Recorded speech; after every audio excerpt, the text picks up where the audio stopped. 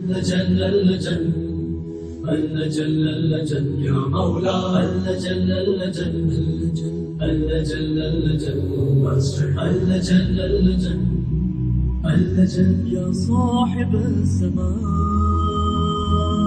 اللجن. اعوذ باللہ من الشیطان اللعین الرجیم. بسم اللہ الرحمن الرحیم. الحمد للہ وکفی وسلام علی عبادہ الذین اصطفی.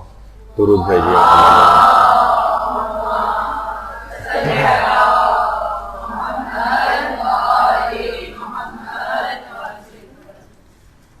بہترین نماز کیسے پڑھیں، اس سلسلے کا درس نمبر 35.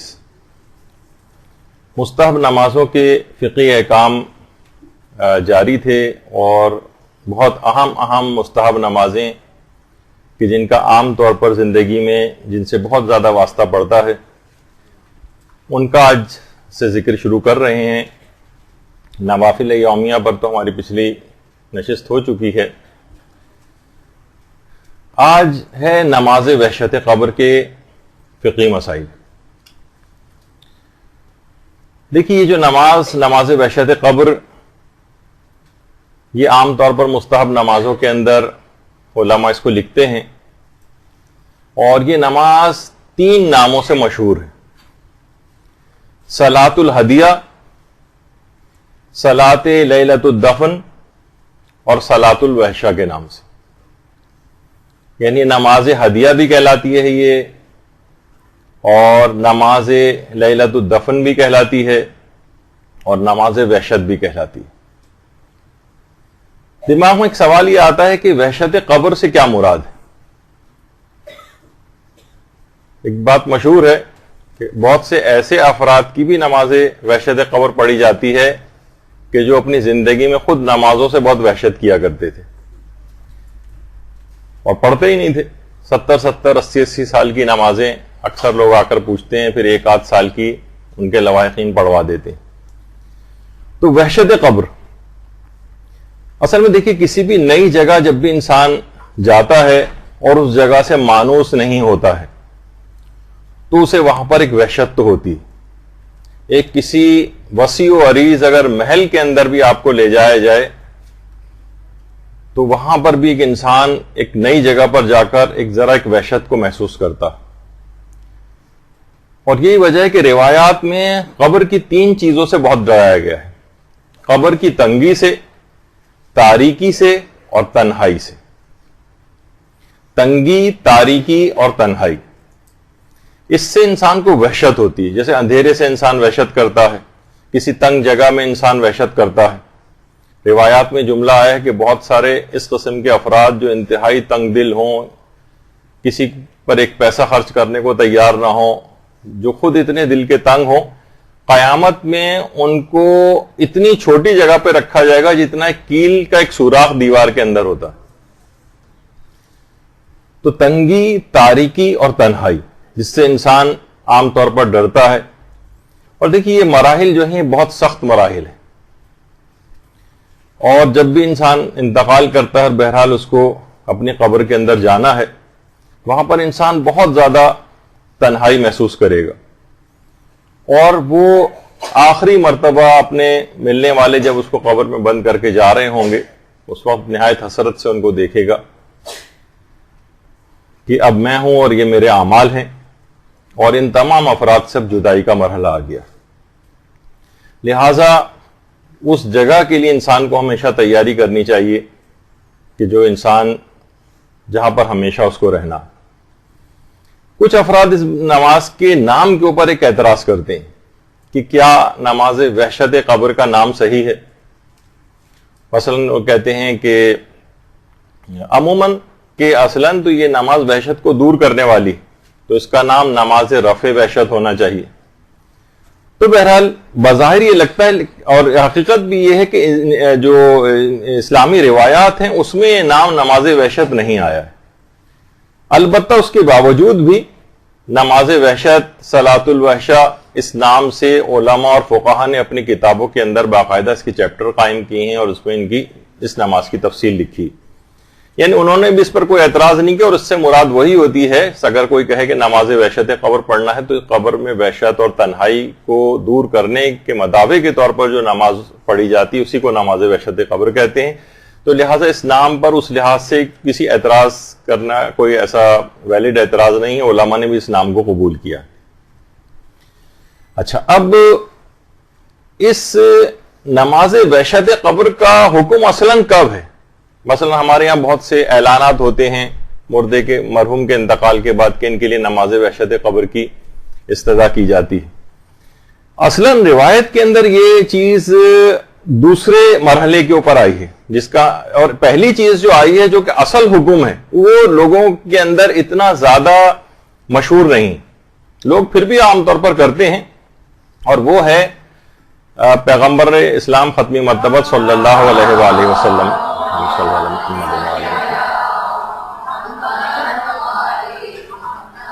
کہ میت کی پہلی رات سے زیادہ سخت اور کوئی وقت نہیں ہوتا. پیغمبر فرماتے ہیں لہذا تم اپنے مرنے والوں پر صدقہ دے کر رحم کرو، اور اگر صدقہ نہیں دے سکتے تو تم میں کوئی بھی شخص 2 رکعت نماز پڑھے. اور پھر پیغمبر نے ایک وہ طریقہ نماز کا بتایا ہے، دونوں طریقے روایت کے اندر آئے ہیں، کہ جس میں پہلا طریقہ وہ ہے کہ جس وقت میت کا انتقال ہوتا ہے اور ابھی تدفین نہیں ہوئی ہوتی تو پھر پیغمبر نے ایک طریقہ بتایا کہ پہلی رکعت میں سورہ فاتحہ کے بعد سورہ توحید 2 مرتبہ پڑھو، اور دوسری رکعت میں سورہ الحمد کے بعد سورہ تکاثر کو 10 مرتبہ پڑھو، اور نماز مکمل کرنے کے بعد درود پڑھو، اور اس کے بعد کہو وَبَسْ ثَوَابَهَا إِلَىٰ قَبْرِ فُلَانٍ یا قبر ذَلِكَ الْمَيِّتِ فُلَان ابن فُلان. تو بہرحال یہ جو ہے اصلاً حکم کیا ہے؟ صدقہ دینے کا حکم ہے، اور صدقے کی اگر کسی کی حیثیت نہیں ہے، کسی بھی وجہ سے صدقہ نہیں دے پا رہا ہے وہ، تو پھر دوسرے مرحلے پر آتا ہے کہ نماز وحشت قبر پڑھو. تو صدقہ، دیکھیے صدقے کے متعلق اگر آپ روایات کا مطالعہ کریں تو مرنے سے لے کر اور بہت بعد تک پیغمبر فرماتے ہیں صدقے کے ذریعے اپنے مردوں پر رحم کرو، یہ صدقہ اللہ کے غضب کی آگ کو ٹھنڈا کرتا ہے، یہ قبر کے اندر قبر کی گرمی کو ٹھنڈا کرتا ہے، قیامت کی آگ میں بھی صدقہ جو ہے وہ سائبان بن جائے گا. اور کتنی روایت اس سلسلے میں آئی ہیں، میزان عمل سے اس کو بھاری کرو، صدقہ دینے والے پولے صراط کی طرح سے بجلی کی طرح سے پولے صراط سے گزر جائیں گے، اور جہنم کی آگ کے مقابلے میں ڈھال بھی بن جائے گا. تو صدقہ ہر مرحلے اور ہر موقع پر کام آئے گا. تو سب سے پہلا اور اولین چیز یہ ہے کہ انتقال کے بعد میت کے لیے صدقہ دیا جائے. ہاں صدقہ بھی دے دیا جائے، نماز وحشت بھی قبر بھی پڑھ لی جائے تو بہت ہی زیادہ ثواب اور زیادہ بڑھتا چلا جائے گا. لیکن اصلاً جو چیز لوگ بھول گئے ہیں وہ ہے صدقہ دینا. تو صدقہ دینا اس کا اتنا زیادہ ثواب ہے کہ روایت کے اندر یہ چیز آئی ہے کہ ہمارے چھٹے امام جعفر صادق علیہ السلام فرماتے ہیں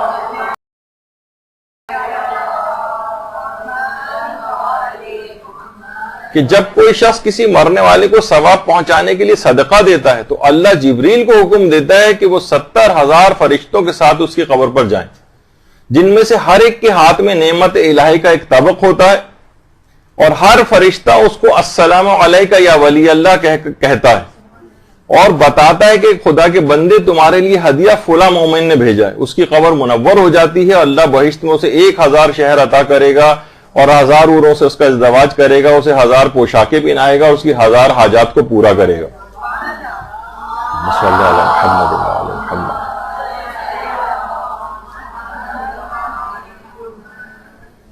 تو آپ نے دیکھا کہ بہرحال کتنا زیادہ اس کا ثواب ہے، کتنا زیادہ صدقہ دینے کا. اور صرف اس کی حد تک ہی معاملہ نہیں ہے، بلکہ ابھی نماز وحشت قبر کا تو خاص طریقہ وغیرہ آپ اس میں دیکھیں گی اور سنیں گی.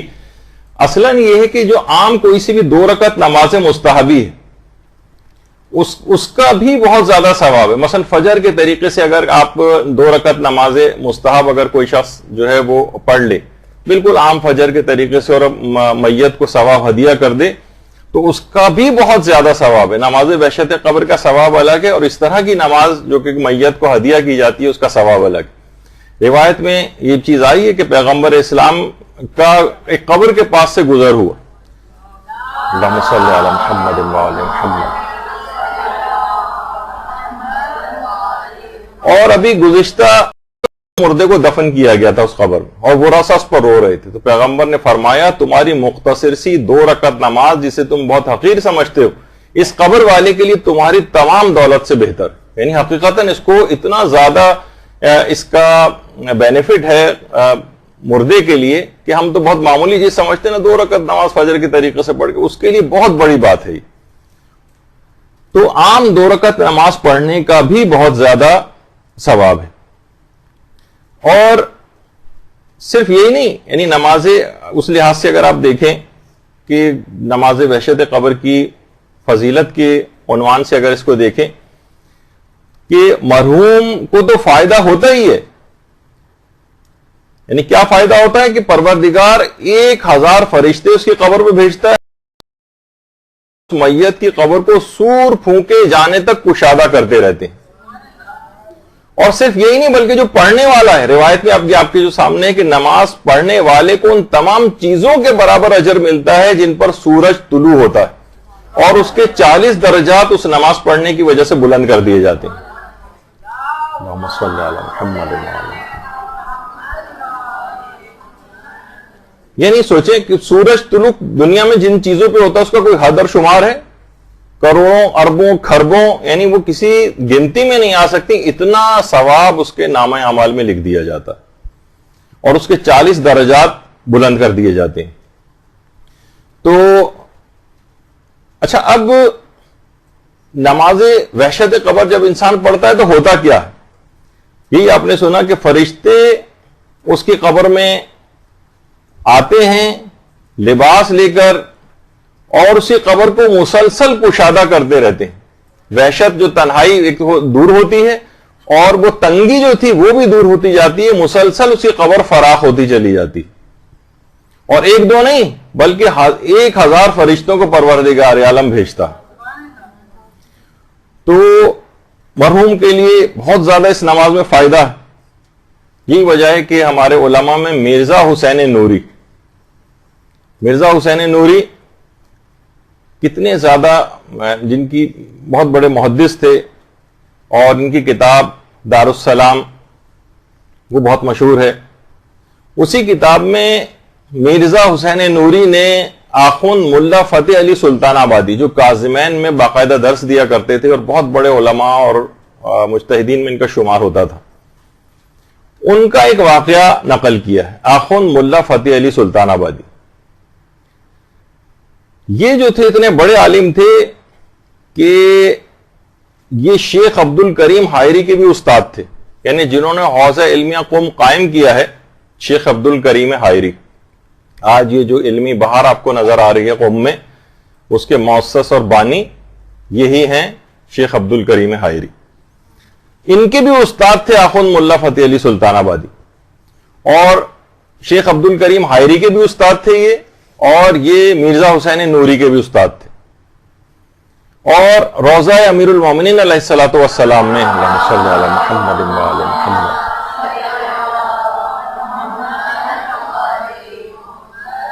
اس کے مغربی صحن میں، یعنی صحن کے جو مغربی حصہ ہے، وہاں پر آخوند ملا فتح علی سلطان آبادی مدفون ہے. اچھا، اب محدث نوری نے دارالسلام میں ان کا ایک واقعہ نقل کیا کہ ہمارے استاد آخوند ملا فتح علی سلطان آبادی وہ خود یہ فرماتے تھے کہ میری عادت تھی کہ جب بھی کوئی محب اہل بیت اس دنیا سے رخصت ہوتا تھا اور مجھے اس کی خبر ہو جاتی تھی، تو میں 2 رکعت نماز وحشت قبر اس کے لیے ضرور پڑھتا تھا، اور میرے علاوہ اس بات سے کوئی شخص واقف نہیں تھا. اچھا، اب خواہ میں اس شخص کو جانتا ہوں نہیں جانتا ہوں، بس مجھے اطلاع ملتی تھی کہ کوئی صاحب ایمان دنیا سے رخصت ہوا ہے، تو میں اس کے لیے نماز وحشت قبر ضرور پڑھتا تھا. کہہ رہے ہیں ایک دن میرے ایک دوست میرے پاس آئے، وہ خود بھی عالم دین تھے بڑے. اس نے کہا کہ کل رات ایک مومن میرے خواب میں آئے جو چند دنوں پہلے انتقال کر گئے تھے، اور جب میں نے خواب میں ان سے ان کی موت کے بعد کے حالات پوچھے اور تو انہوں نے بتایا کہ قبر کی پہلی رات میں بہت سخت تنگی اور پریشانی کے عالم میں تھا، اور مجھے کچھ اعمال کی بنا پر عذاب کی طرف لے جایا جا رہا تھا. تو اسی وقت ملا فتح علی کی بھیجی گئی 2 رکعت نماز نے مجھے آ کر اس عذاب سے بچا لیا. خدا، یعنی مردہ کی کہہ رہا ہے، وہ مرحوم جو خواب میں آئے وہ کہہ رہے ہیں کہ خدا ان کے والدین پر رحم کرے، انہوں نے مجھ پر بہت بڑا احسان کیا ہے. اور اس نے پھر وہ جو مومن جس نے خواب آ کر سنایا ان کو، ملا فتح علی سلطان آبادی کو، اس نے پوچھا کہ آپ نے کون سی 2 رکعت نماز پڑھی تھی؟ تو انہوں نے فرمایا کہ میں نے 2 رکعت نماز وحشت قبر پڑھی تھی. اور اس کے بعد ان کو 2 رکعت نماز وحشت قبر کا طریقہ بھی دوبارہ بتایا. تو اس کتاب کے اندر محدث نوری نے باقاعدہ اس واقعے کو نقل کیا ہے. اور ایک چیز ہے جس میں بہت متذبذب تھا کہ میں اس چیز کو بتاؤں کہ بہت سی چیزیں پرسنل ایکسپیرینسز بھی ہوتی ہیں، اور دماغ میں یہ بھی آتا ہے کہ کہیں خود ستائی اور اس طرح کا کوئی دنیاوی خیال دماغ میں نہ آنے لگے سننے والوں کو یہ کوئی اپنی معاذ اللہ بڑائی بیان کر رہے ہیں، کیا کر رہے ہیں. لیکن خود میرا بھی ایک ایکسپیرینس اس طرح کا کہ کافی سالوں پہلے ایک دفعہ ہمارے ایک رشتہ دار کا انتقال ہوا تھا، تو میں نے ان کے لیے نماز وحشت قبر پڑھی تھی. 1-2 روز بعد ہی میں نے، خود میرا ذاتی ایکسپیرینس ہے، حالانکہ مجھے اتنے خواب یاد رہتے نہیں ہیں، لیکن وہ خواب ابھی تک مجھے یاد ہے. یہ تقریباً آج سے شاید 15-20 سال ہو گئے ہوں گے، اس سے پہلے کی بات ہے. تو خواب میں وہ آئے اور حد سے زیادہ یعنی مجھ سے جو ہے وہ اس کا اظہار کرنے لگے، خوشی کا اظہار کرنے لگے، گلے لگ رہے ہیں، اور بار بار مجھ سے کہہ رہے ہیں کہ تمہاری 2 رکعت نماز جو وحشت قبر تھی اس نے مجھے بہت فائدہ پہنچایا. تو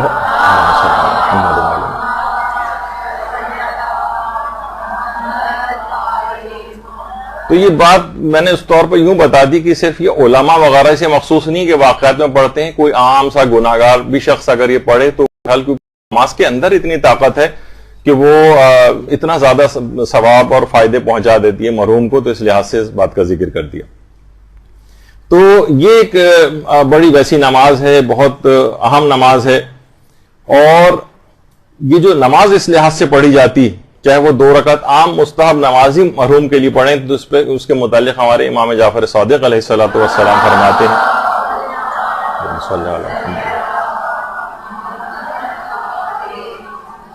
امام فرماتے تھے کہ میں ہر رات 2 رکعت نماز اپنے بیٹے کے لیے پڑھتا ہوں. غالباً اسماعیل کی طرف اشارہ جو امام کی اپنی زندگی میں جو انتقال کر گئے تھے. اور 2 رکعت نماز میں اپنے والدین کے لیے ہر رات میں پڑھتا ہوں. اور اس میں امام نے طریقہ بھی بتایا کہ فرمایا کہ پہلی رکعت میں الحمد کے بعد سورہ قدر پڑھتا ہوں، اور دوسری رکعت میں سورہ الحمد کے بعد سورہ کوثر کی تلاوت کرتا ہوں. اور امام فرماتے ہیں کبھی میت تنگی اور سختی میں اگر مبتلا ہوتی ہے تو پروردگار عالم اسے آسانی مہیا کرتا ہے، اور میت کو یہ بات بتائی جاتی ہے کہ آسانی جو تمہیں آج میسر آئی ہے یہ تمہارے فلاں برادر مومن نے تمہارے لیے جو 2 رکعت نماز پڑھی ہے اس کی وجہ سے تم کو یہ آسانی مہیا ہوئی ہے. تو راوی نے کہا کہ مولا کیا ہم ایک ہی نماز میں بہت سارے مومنین کو، یہ 2 مومنین کو شامل کر سکتے ہیں؟ امام نے فرمایا کہ ہاں، یہ جو نماز ہے، یہ جو عام 2 رکعت نماز، اس میں آپ چاہیں تو جتنے چاہیں مومنین کو آپ شامل کر سکتے ہیں. کہ مثلا پوری دنیا میں جتنے بھی آج مومنین کا انتقال ہوا میں ان سب کو ہدیہ کرتا ہوں. تو مرنے والے کو اس سے بہت زیادہ خوشی ہوتی ہے، امام فرماتے ہیں. اور میت اپنے لیے کیے گئے دعا اور استغفار اس سے بھی بہت زیادہ مسرور ہوتی ہے. اور امام فرماتے ہیں وہ اسی طرح سے اس نماز کے ملنے سے یا ان اعمال کے ملنے سے خوش ہوتی ہے جیسے کوئی زندہ شخص تحفے ملنے کے بعد خوشی محسوس کرتا. تو امام نے فرمایا میت کے لیے نماز، روزہ، حج، صدقات، دیگر نیک اعمال، دعائیں، اعمال خیر، یہ سب ان کا ثواب ہدیہ کیا جا سکتا ہے. اور یہ سب اس کی قبر میں پہنچتے ہیں، قبر میں پہنچتے ہیں. اور یہ ثواب میت کے لیے بھی ہوتا ہے اور میت کے لیے ان اعمال کو انجام دینے والے کے لیے بھی ہوتا ہے. بلکہ امام یہاں تک فرماتے ہیں کہ جب کسی مسلمان کے مرنے کے بعد اس کے لیے کوئی شخص نیک اعمال انجام دیتا ہے تو اللہ اس عمل کو کرنے والے کا ثواب دگنا کر دیتا ہے، اور مرنے والا بھی اس سے مکمل فائدہ اٹھاتا ہے. یعنی یہ فقط یہ نہیں کہ آپ جو پڑھ رہے ہیں تو صرف مرنے والے کو فائدہ ہو رہا ہے، خود آپ کا ثواب دگنا ہو جاتا ہے. تو بہت ہی ظاہر ہے کہ جو رات ہے خاص طور پر شب اول جو کہلائی جاتی ہے یہ سخت رات ہے، اس میں شبہ نہیں کہ یہ رات جو ہے سخت راتوں کے اندر سے شمار ہوتی ہے. اور آیت اللہ مرشی نجفی، یہ واقعہ خود آیت اللہ مرشی نجفی نے سنایا اور فرماتے ہیں کہ آیت اللہ شیخ مرتضی حائری یزدی، شیخ مرتضی حائری یزدی کا جب انتقال ہوا تو آیت اللہ مرشی نجفی کے خواب میں یہ آئے اور کافی تفصیل سے اپنے حالات کو بتایا. اور یہ آیت اللہ شیخ مرتضی حائری یزدی کون تھے؟ یہ آیت اللہ شیخ عبد الکریم حائری کے بیٹے تھے، جن کا ابھی اس سے پہلے بھی تذکر آیا تھا، جنہوں نے حوزہ علمیہ قوم کی بنیاد رکھی. اور آیت اللہ شیخ عبد الحائری یزدی امام خمینی کے بہت ہی قریبی افراد میں شمار ہوتے ہیں. امام خمینی کے جو بالکل برابر میں بیٹھے ہوئے ہیں سیدھے ہاتھ پر، یہ آیت اللہ شیخ عبد الحائری یزدی. اور اس قدر ان کی آپس میں قربت تھی کہ امام خمینی نے اپنے بیٹے مصطفیٰ خمینی کی شادی مرتضی حائری یزدی کی بیٹی سے کی تھی.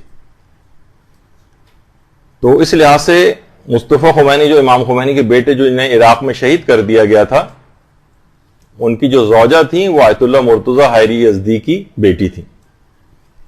تو آیت اللہ مرتضی حائری یزدی، آیت اللہ مرشی نجفی فرماتے ہیں کہ جب ان کا انتقال ہوا تو میں نے اس رات آیت اللہ مرتضی حائری یزدی کے لیے نماز وحشت قبر پڑھی اور سورہ یاسین کی تلاوت کی اور اس کا ثواب ان کی روح کو ان کو ہدیہ کیا.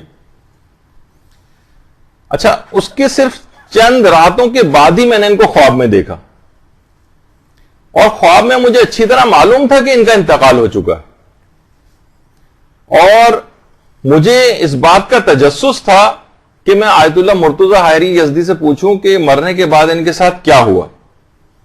تو میں نے کہا کہ آغا یہ آپ کی مرنے کے بعد کیا ہوا، حالات کیا رہے؟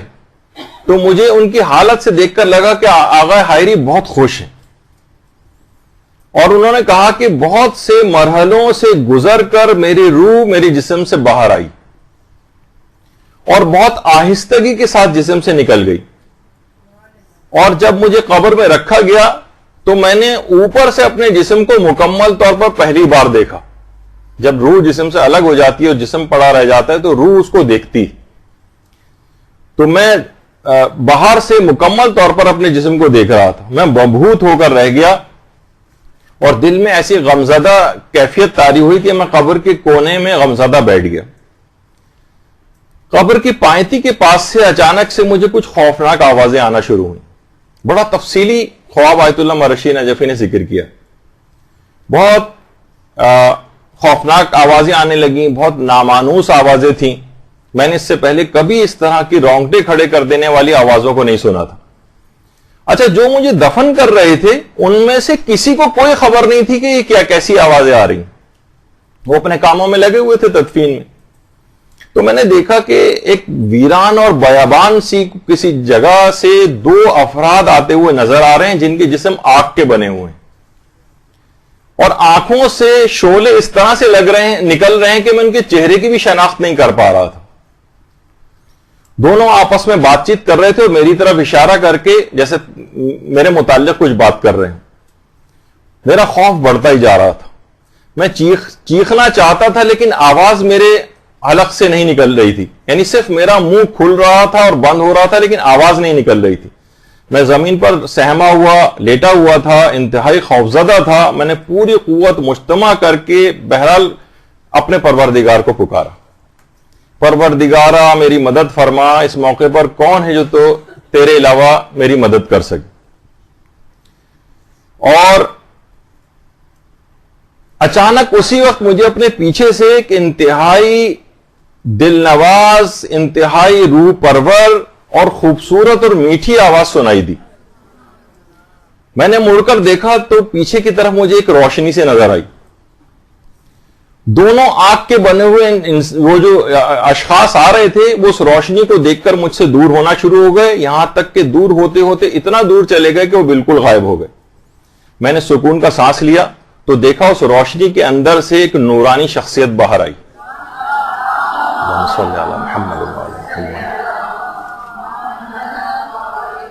بہترین مسکراہٹ ان کے چہرے پر تھی اور کہا کہ کیا تم خوفزدہ ہو؟ میں نے کہا آقا ساری زندگی میں اتنا خوفزدہ نہیں ہوا جتنا اس وقت خوفزدہ ہوا، اگر آپ نہ آتے تو نہ جانے میرے ساتھ کیا ہو جاتا۔ لیکن اس کے بعد فرماتے ہیں کہ میں نے خود ہی ہمت کر کے پوچھا آغا آپ کون ہیں؟ تو اس شخصیت نے بہت ہی محبت اور شفقت کے ساتھ مجھے دیکھا اور کہا کہ میں علی ابن موسیٰ رضا علیہ الصلوۃ والسلام، اللہم صلی علی محمد وآل محمد، اور کہا ہے مرتضی حائری تم 38 مرتبہ ہماری زیارت کے لیے آئے تھے، اب میرا بھی یہ فرض بن گیا ہے کہ میں تمہاری قبر میں 38 دفعہ تمہاری زیارت کے لیے آؤں، اور آج اس زیارت کا پہلا دن ہے، ابھی مجھے 37 دفعہ تمہاری زیارت کے لیے مزید آنا ہے۔ تو بہت سارے دیکھیے افراد اس طرح کے ہیں کہ جو آج بار بار زیارت پہ جانے پر لوگوں کو اعتراض کرنے لگے، بھائی بار بار دیکھیے ہر سال زیارت پہ چلے جاتے ہیں، ہر سال عمرے پر چلے جاتے ہیں، اس سے بہتر تھا یہ لوگ جو ہے نا قریب کی امداد کر دیتے، فلاں پروجیکٹ کے اندر کام کر دیتے۔ تو دیکھیے یہ کسی کی نیک کام کو روک کر کسی دوسرے نیک کام کی معرفی نہ کیا کریں۔ جو عام طور پر نوٹ بھی یہ کیا گیا وہ افراد جو ہر سال حج و عمرہ زیارات اس طرح کی چیزوں کے اوپر جاتے ہیں، اللہ ان کو اتنی توفیق بھی دیتا ہے کہ وہ غریبوں کی امداد بھی ساتھ ساتھ کر رہے ہوتے ہیں۔ تو ضروری نہیں کہ ایک نیک کام سرے سے بند کیا جائے اس کے بعد کوئی اور دوسرا نیک کام تب کیا جائے، دونوں کام ساتھ بھی ہو سکتے ہیں۔ تو بہرحال آیت اللہ مرشی نجفی فرماتے ہیں کہ میں نے یہ جو عمل انجام دیا تھا ان کے لیے 2 رکعت نماز وحشت قبر پڑھی تھی، اور اس کے علاوہ میں نے سورہ یاسین پڑھی تھی۔ تو آیت اللہ مرتضی حائری یزدی اس کے بعد میرے جو ہے وہ خواب میں آئے اور مجھے یہ ساری جو تفصیل انہوں نے بتائی۔ تو بہرحال ایک دماغ میں یہ رہے کہ کوئی بھی نیک کام، ہمیشہ انسان کو مختلف نیک کام کرتے رہنا چاہیے۔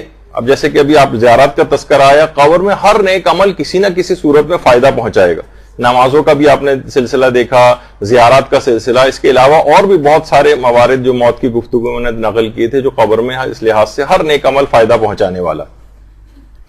اچھا، جب اتنے زیادہ اس کے ثواب اور فائدے انسان سنتا ہے، پڑھتا ہے، تو بہت سے لوگ ایک سوال کرتے ہیں، بظاہر یہ سوال بڑا عجیب سا ایک سوال لگتا ہے، لیکن بہرحال وہ کہتے ہیں کہ کیا ہم اپنی زندگی میں اپنی نماز وحشت قبر پڑھ سکتے ہیں؟ اب یہیں سے مسائل فقہ کی گفتگو اسٹارٹ ہو رہی۔ تو پہلی بات یہ ہے کہ وہی والی بات کہ اس فیسلٹی کو لینے کے لیے انتقال ہونا ضروری ہے، یہ زندگی میں نہیں پڑھی جا سکتی۔ تو زندگی میں کوئی شخص اپنی نہ نماز وحشت قبر پڑھ سکتا ہے، نہ کسی اور زندہ شخص کے لیے نماز وحشت قبر پڑھ سکتا ہے، نہ کسی سے پڑھوا سکتا ہے۔ ہاں، البتہ مجتہدین نے ایک چیز لکھی ہے، البتہ وہ اپنے 1/3 مال جس میں وہ وصیت کر سکتا ہے کسی بھی نیک کام کے لیے، اسی 1/3 مال میں سے اپنے میراث سے وہ نماز وحشت قبر پڑھوانے کی وصیت بھی کر سکتا ہے۔ ابھی آگے چل کر اس کا بھی ذکر آئے گا کہ نماز وحشت قبر کو کیا اجارے پر پڑھوا سکتے ہیں، نہیں، اس کی بھی تفصیل آئے گی۔ تو بہرحال اپنی زندگی میں کوئی شخص نماز وحشت قبر نہ پڑھ سکتا ہے نہ پڑھوا سکتا ہے، البتہ اپنے 1/3 مال سے وصیت کر کے جا سکتا ہے کہ اس میں سے میرے لیے نماز وحشت قبر پڑھوا دی جائے۔ لیکن نماز وحشت قبر کی اصلاً 2 اقسام ہیں، 2 اقسام۔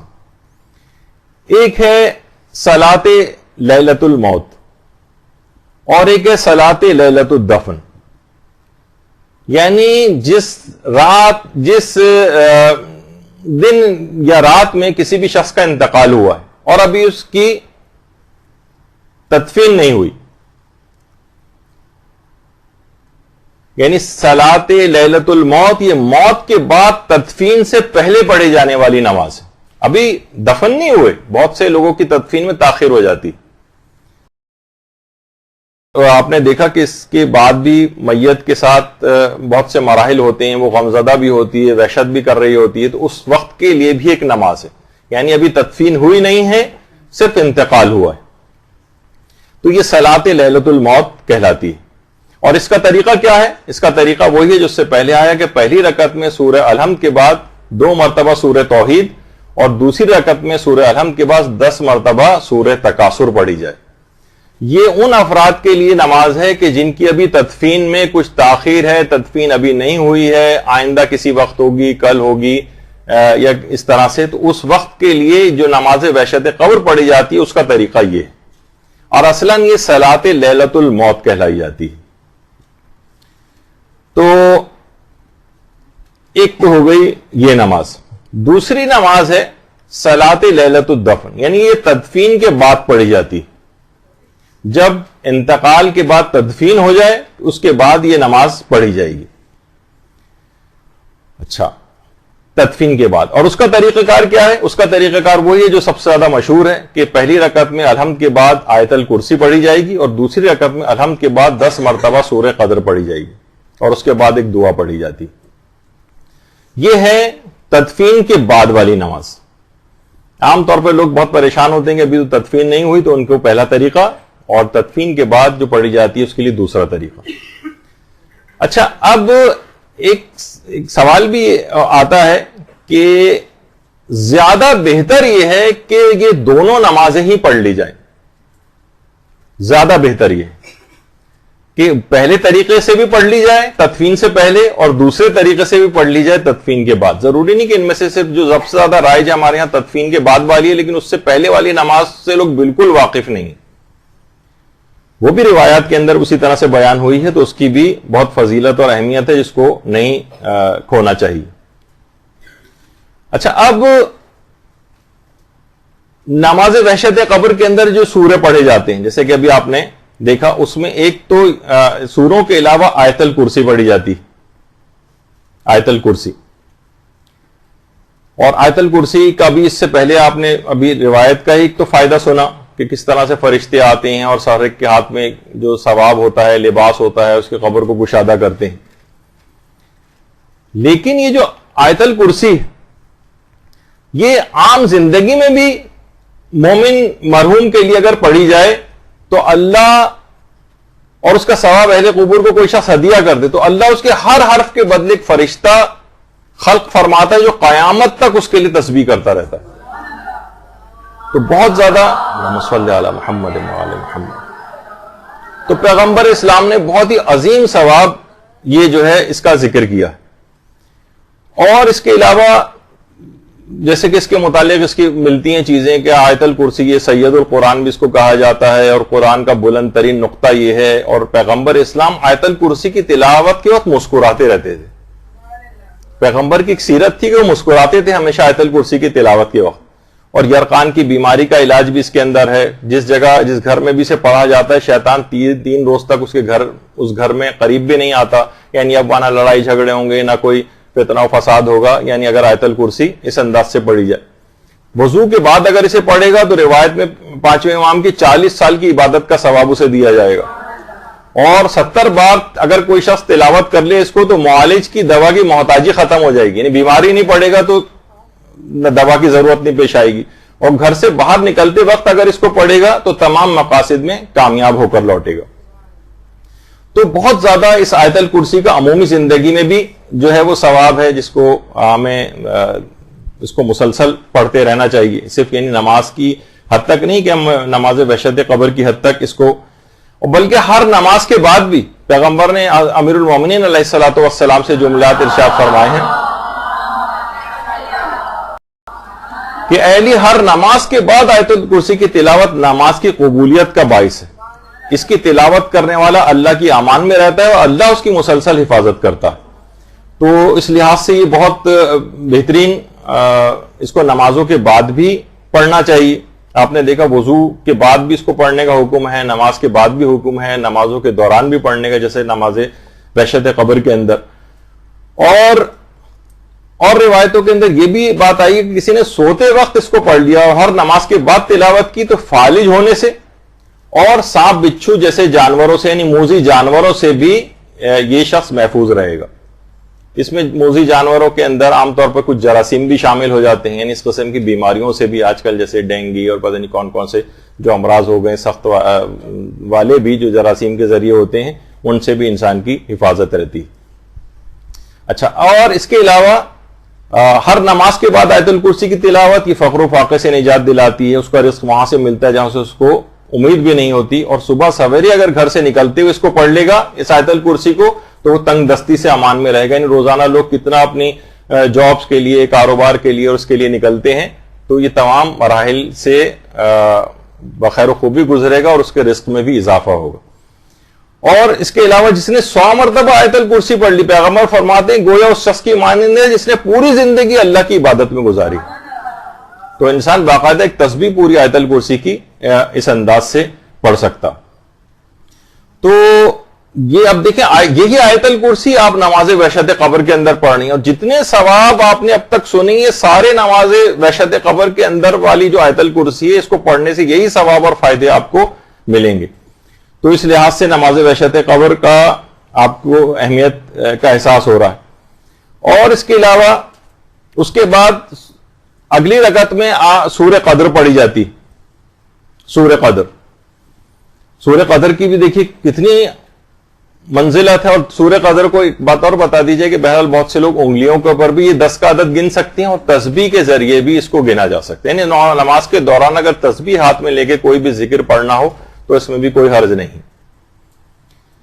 اچھا, سورہ قدر کی جو شخص تلاوت کرتا ہے, ہمارے 5ویں امام محمد باقر علیہ الصلوۃ والسلام فرماتے ہیں, اور یہی یاد رہے کہ یہی سورہ قدر آپ کو اس کے اندر پڑھنی, اور ایک دفعہ نہیں پڑھنی, 10 دفعہ پڑھنی, کہ جو انا انزلناہ فی لیلۃ القدر کی تلاوت کرے, اور تلاوت کیا ہو تو اپنی آواز کو بلند کرے, تو وہ اس شخص کی مانند ہے جس نے اللہ کی راہ میں تلوار اٹھائی.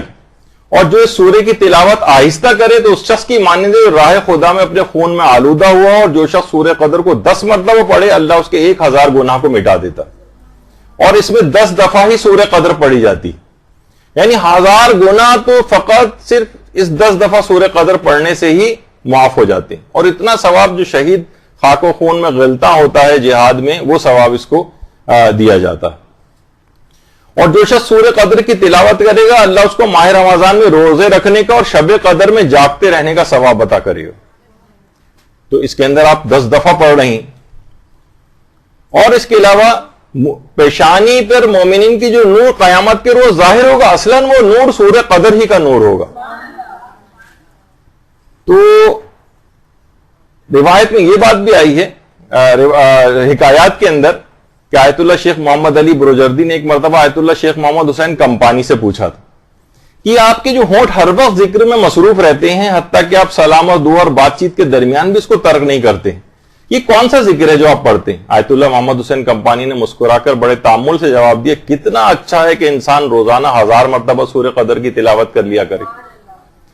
یعنی انہوں نے یہ نہیں کہا کہ میں یہ ذکر پڑھتا ہوں, کہ بہرحال اس کے اندر خود ستائی اور ایک بڑائی کا ایک وہ آ جاتا ہے.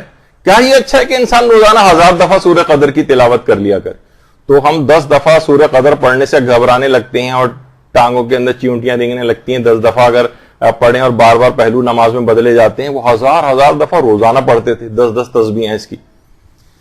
تو بہرحال اپنے آپ کو عبادات کے اندر تھوڑا سا اپنے جسم کو ذرا تھکانا بھی چاہیے اس لحاظ سے.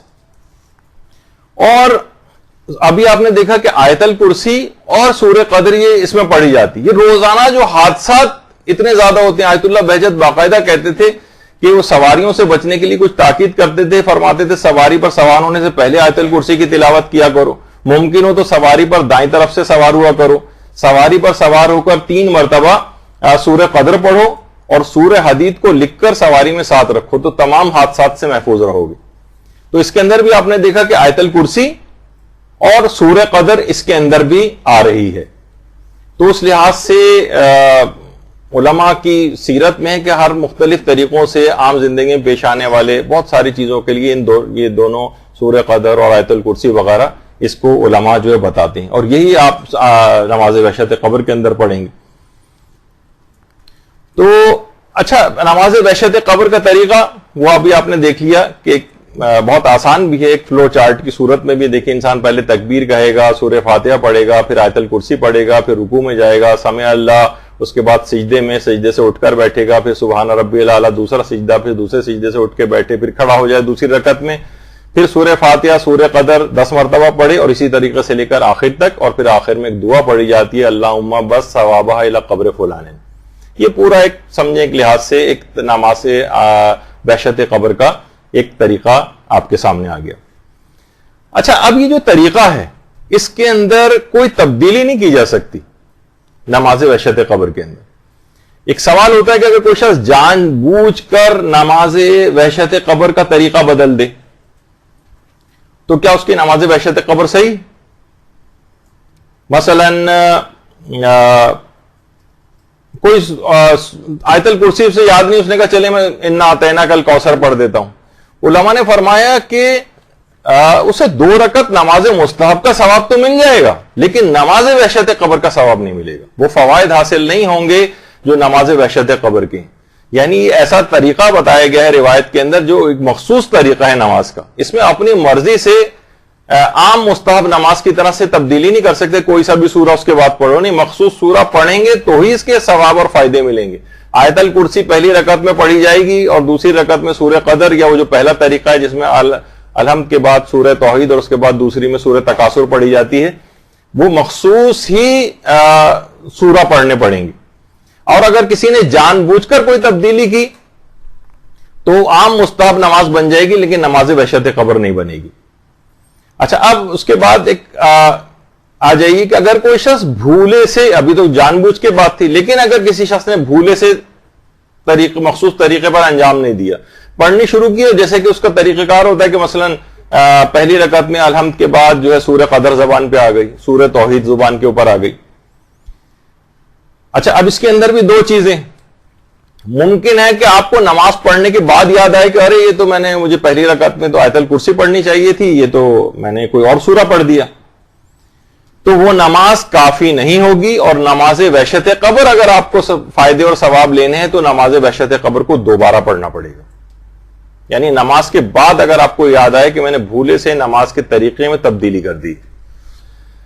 اچھا اگر دوران نماز یاد آ جائے, مثلا آپ کو پہلی رکعت میں الحمد کے بعد آیت الکرسی پڑھنی چاہیے تھی لیکن آپ نے کوئی اور سورہ پڑھ دیا, رکوع میں بھی آپ چلی گئیں, رکوع میں جا کے یاد آیا رہی ہے میں نے کیا کیا, تو عام طور پر تو واجب نمازوں میں حکم ہے کہ بھائی جو ہو گیا سو ہو گیا, نماز اپنی جاری رکھیں. نہیں, یہاں پر مسئلہ الگ ہے.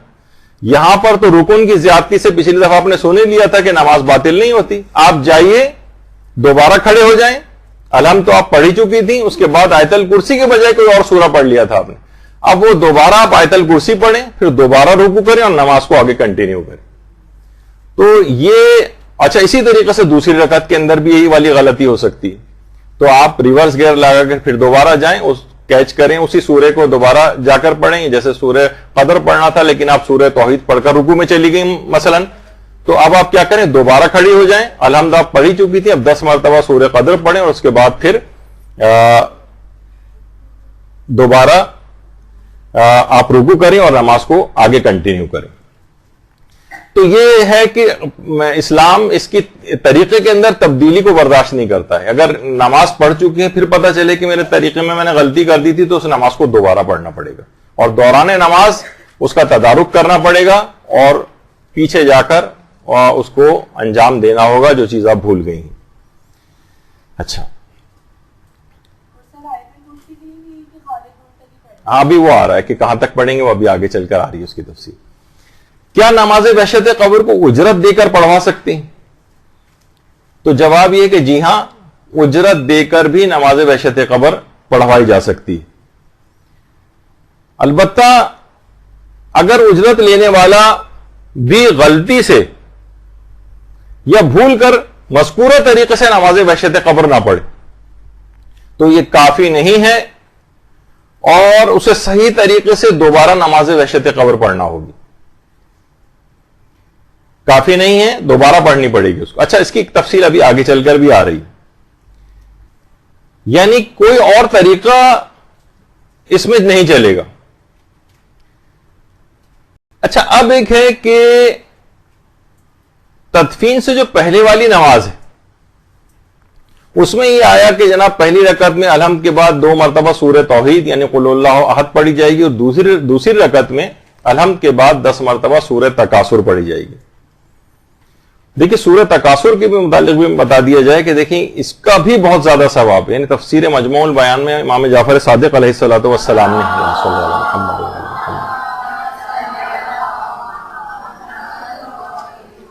کہ اگر کوئی شخص فرماتے ہیں کہ اس سورے کو اپنی واجب اور مستحب نمازوں میں پڑھتا ہے تو اس کو شہداء کی شہادت کا ثواب عطا کیا جاتا ہے، شہداء کی شہادت کا ثواب. اور پیغمبر فرماتے ہیں اس کی تلاوت کرنے والوں سے دنیا میں اللہ کی دی گئی جو نعمتیں تھیں ان کا کوئی حساب نہیں لیا جائے گا. اگر کوئی شخص سورہ تکاثر کی تلاوت کرتا رہے تو اللہ اس سے دنیا کی نعمتوں کا حساب نہیں لے گا. اور ایک اور اس کا ثواب اور فائدہ یہ ہے کہ اس سورے کی تلاوت کرنے سے قرآن کی 1000 آیات کو پڑھنے کا ثواب ملتا ہے. اور اس کے اندر سوچیں 1000 آیات کا ثواب، اور اس کے اندر 10 مرتبہ سورہ تکاثر پڑھی جائے گی. 1000 کو پھر آپ 10 سے جو ہے وہ ضرب دیتی رہیں تو سوچیں کہ ثواب. اور عام زندگی کے اندر بھی سورہ تکاثر کو اس لحاظ سے پڑھنا چاہیے. اور ابھی جو اس سے پہلے سوال ہوا تھا کہ آیت الکرسی کہاں تک پڑھی جائے. اب دیکھیے آیت الکرسی ایک تو ہے وَهُوَ الْعَلِيُّ الْعَظِيمُ تک، اور ایک ہے ہم فیہا خالدون. دیکھیے اس کا نام آیت الکرسی ہے، آیات الکرسی نہیں. یعنی ایک بحث ہے علماء میں کہ آیت الکرسی کیا ایک ہی آیت ہے جیسے کہ آیت کے لفظ سے بھی ظاہر ہو رہا ہے، یا یہ 3 آیات ہیں. یعنی وَهُوَ الْعَلِيُّ الْعَظِيمُ تک جو کہ سورہ بقرہ کی آیت نمبر 255 ہے، ایک آیت ہے. اور اچھا اتنا اور بتا دیجئے کہ جو آیت الکرسی کا جو اس کا نام ہے نا، یہ پیغمبر اور ائمہ کے ادوار میں بھی اس آیت کا یہی نام تھا، آیت الکرسی. اور اس کے بھی بہت فائدے ہیں. روایت میں ہے کہ نمازوں کے بعد آیت الکرسی اگر آنکھوں پر ہاتھ رکھ کے پڑھی جائے تو آنکھوں کے امراض دور ہو جاتے ہیں، بینائی بہت قوی ہو جاتی ہے اس سے. اور کہا جاتا ہے کہ تمام باتوں کا سردار جو ہے وہ قرآن ہے، اور قرآن کا جو سردار ہے وہ سورہ بقرہ ہے، اور سورہ بقرہ کی جو سردار ہے وہ آیت الکرسی. اور باقاعدہ کچھ علماء تو ایسے ہیں کہ جنہوں نے پوری کتابیں آیت الکرسی کی فضیلت اور اس کے اسرار پر لکھی ہیں. ملا صدرہ نے لکھی ہے، ملا تقی فلسفی نے لکھی ہے، یعنی پوری کتابیں آیت الکرسی کے اوپر لکھی گئی. اچھا، لیکن مراجع عظام کا یہ کہنا ہے کہ آیت الکرسی تو ایک ہی آیت ہے، لیکن نماز وحشت قبر میں احتیاط یہی ہے کہ اسے ہم فیہا خالدون تک. اب اس کے وہ الگ دلائل رکھتے ہیں کہ آیت الکرسی کے اندر یہ جو نماز وحشت قبر ہے اس میں ہم فیہا خالدون تک کیوں پڑھیں. لیکن بہرحال روایات سے یہ بات پتہ چلتی کہ آیت الکرسی وَهُوَ الْعَلِيُّ الْعَظِيمُ تک ہی ہے. اور باقاعدہ بھی کچھ عرصے پہلے ہی رہبر معظم نے ایک درس دیا تھا وہاں پر ایران میں. تو ایک عالم ان کے درس میں موجود تھے جو اپنے 4-5 سال کے ایک بیٹے کو لے کر آئے ہوئے تھے، اور انہوں نے کہا تھا کہ آپ کے سامنے کچھ تلاوت قرآن کرنا چاہتا ہے میرا بیٹا. اور رہبر کے سامنے انہوں نے تلاوت کروائی بچے سے. بچے نے آیت الکرسی کی تلاوت کی اور ہم فیہا خالدون تک اس کو پڑھا. تو رہبر نے پہلے تو کافی تعریف کی بچے کی، اور بعد میں مزاح کے طور پر ایک بات کہی کہ شاید آپ آیات الکرسی کے معتقد ہیں، نہ کہ آیت الکرسی کے. یعنی اشارہ یہ تھا کہ آیت الکرسی فقط ایک ہی آیت ہے جو کہ وَهُوَ الْعَلِيُّ الْعَظِيمُ تک. البتہ نماز کے حد تک سارے خود رہبر بھی اور دیگر علماء کا تو نظریہ پہلے سے یہ ہے کہ اس کو احتیاط لازم یہ ہے کہ اس کو ہم فیہا خالدون تک ہی پڑھا جائے. اور بہت سی روایات سے بھی اس کی بات کا پتہ چلتا ہے کہ جیسے کہ روایت حضرت امیر المومنین علیہ الصلوۃ والسلام میں بھی ہے، اللہم صلی علی محمد وعلی محمد، کہ آیت الکرسی میں 50 کلمات ہیں اور ہر کلمے کے اندر ایک برکت ہے. اور اس لحاظ سے آیت الکرسی کو پڑھنے میں 50 برکتیں ملتی ہیں. تو اس لوگوں نے اس کے بعد کلمات گنے تو ان کی تعداد بھی وَهُوَ الْعَلِيُّ الْعَظِيمُ تک 50 کلمات بنتے. تو بہرحال اس لحاظ سے بھی یہ پتہ چلا کہ عام حالات میں اگر کبھی بھی آپ آیت الکرسی پڑھیں تو اسے وَهُوَ الْعَلِيُّ الْعَظِيمُ تک ہی پڑھنا ہے. آگے بھی پڑھ سکتے ہیں ہم فیہا خالدون تک، لیکن اصل ریکوائرمنٹ یہی ہے. یہی وجہ ہے کہ بہت پہلے امام خمینی کا ایک نسخہ کیمیا آپ کو بتایا گیا تھا کہ امام خمینی نے کامیابیاں کیسے حاصل کی ہیں، جس میں آیت اللہ شیخ حسن علی نخودکی اصفہانی کا ایک عمل آپ کو بتایا تھا، تو اس کے اندر بھی آیت الکرسی وہو العلی العظیم تک ہی ہے۔ آیت اللہ شبیری زنجانی نے بھی بتایا کہ عام زندگی اور دنیا و آخرت کی ہر کامیابی کے لیے جو ایک خاص عمل بتایا گیا تھا آپ کو، اس کے اندر آیت الکرسی کی حد تک یہ ہے کہ اسے وہو العلی العظیم تک پڑھا جائے۔ اچھا، اب لیکن بہرحال یہ کہ نمازوں کے اعتبار سے بھی اور عام زندگی میں بھی اس کو اگر آپ دیکھیں تو لوگوں کو چاہیے کہ اپنی دکان میں، کاروبار کی جگہ پر، ملازمت کی جگہ پر آیت الکرسی کو لکھ کر رکھیں، خیر و برکت بھی اس کے اندر ہوگی۔ اور اگر کوئی شخص اس کو بہت زیادہ پڑھتا رہا تو اسے یہ توفیق ملے گی کہ مرنے سے پہلے بھی آیت الکرسی اس کی زبان پر آئے گی، اور آیت الکرسی اگر مرنے سے پہلے اس کی زبان پر آ جائے تو اس وقت تک نہیں مرے گا جب تک کہ جنت میں اپنا مقام نہ دیکھ لے۔ تو بہرحال بہت زیادہ ہے اس کا ثواب اور فائدہ، اور عام زندگی میں بھی جس جگہ بھی انسان اپنے پیسے رکھتا ہے، اپنے مال و دولت کو رکھتا ہے، اپنے سیف ہے، لاکر ہے، وہاں پر بھی ایک آیت الکرسی لکھ کر اس سیف اور لاکر کے اندر رکھی جائے۔ مثلا بہت سی خواتین زیورات ہوتے ہیں گھر میں رکھے ہیں، چوریاں ہو جاتی ہیں، اس سے بھی انسان کی حفاظت رہتی ہے۔ گھر میں رکھنے سے بھی آیت الکرسی کو لکھ کر گھر میں رکھنے سے بھی چور ڈاکو سے بھی حفاظت ہوتی ہے۔ تو عام طور پر تو وہو العلی العظیم تک ہے، لیکن ہم فیہا خالدون تک احتیاط لازم کی بنا پر نماز وحشت قبر میں وہاں تک پڑھنا ہے۔ اچھا، اس کے بعد نماز وحشت قبر کے پڑھنے کے بعد کی ایک دعا ہے، اور دعا کیا ہے؟ اللہم صلی علی محمد و آل محمد وبعث ثوابها الی قبر فلان ابن فلان۔ درود کے بعد یہ ہے کہ پروردگار اس نماز کا ثواب فلاں ابن فلاں کی قبر تک پہنچے۔ اچھا، یہاں پہ بھی علماء نے کہا کہ الی روح فلاں ابن فلاں نہیں ہے، الی قبر، یعنی قبر کے اندر یہ چیز پہنچتی، روح کی حد تک۔ روح ورنہ تو ہوتا ہے کہ ٹھیک ہے اس کی روح کو اس کا فائدہ ملے گا، نہیں، قبر کے اندر یہ چیز جاتی، قبر ہی کی تنگی، تاریکی، تنہائی، اس کو جتنے بھی چیزیں جو اس سے انسان اس کے گھبراتا ہے، وہ یہ قبر کے اندر پہنچے گی یہ نماز۔ تو اس کے الفاظ سے بھی یہ پتہ چلتا ہے۔ اچھا، بہت سے لوگ کہتے ہیں کہ کیا ہمیں تو عربی اتنی صحیح نہیں آتی، تو یہ نماز وحشت قبر کے بعد کی جو دعا ہے اس کو کیا عربی ہی میں پڑھنا ضروری ہے؟ تو اس کا جواب یہ کہ نہیں، اس کو عربی میں پڑھنا بہتر تو ہے لیکن ضروری نہیں۔ اردو کے اندر بھی پڑھ سکتے ہیں اور کہہ سکتے ہیں درود پڑھنے کے بعد مثلا آپ یہ کہیں گے پروردگار اس نماز وحشت قبر کا ثواب فلاں مرحوم کو پہنچے۔ اچھا، پھر اس کے اندر یہ کہ یہ جو کہ فلاں ابن فلاں میں تو کیا اس کا نام لینا اور اس کے والد کا نام لینا کیا ضروری ہے؟ تو اس کا جواب ہے کہ نہیں، یہ نام لینا بھی کوئی ضروری نہیں، پتا ہو تو نام لے لیں اس کا، یعنی نام معلوم ہو تو نام لے لیں، والد کا نام معلوم ہو تو نام لے لیں، ورنہ دماغی اعتبار سے مشخص کرنا کافی۔ مثلا کوئی کہے کہ آج میں مثلا نماز جماعت کے لیے مسجد گیا تھا، جس مرحوم کی جو آج نماز جنازہ پڑھی گئی تھی اس کے بعد اسے تدفین کے لیے لے گئے تھے، اب رات کے 7-8 بج رہے ہیں، تو وہ اس مرحوم کے لیے میں یہ نماز وحشت قبر پڑھتا ہوں۔ تو اس لحاظ سے اتنا بھی کافی، یا میرے جو فلاں رشتہ دار یا فلاں مومن کا جہاں آج مسجد میں اعلان ہو رہا تھا، جن کے لیے اب مجھے ان کا نام یاد نہیں رہا، لیکن میں ان کے لیے مثلا یہ نماز وحشت قبر پڑھتا ہوں، یعنی اس کا نام لینا ضروری نہیں۔ حتیٰ کہ جو سورہ فاتحہ پڑھی جاتی ہے، حتیٰ کہ جو تلاوت قرآن کی جاتی ہے، اس کے میں بھی کہیں پہ بھی نام لینا ضروری نہیں۔ البتہ اگر والدین کے لیے نیک اعمال یا سورہ فاتحہ یا وغیرہ جو پڑھی جاتی ہے، اس میں بہتر ہے کہ والدین کا نام لیا جائے۔ مثلا حقیقت یہ ہے کہ انسان جیسے اکثر بچوں سے بھی پوچھے تو ان کو اپنے دادا کا نام نہیں پتا ہوتا، پردادا کا تو بہت ہی شاذ لوگوں کو پتا ہوتا ہے۔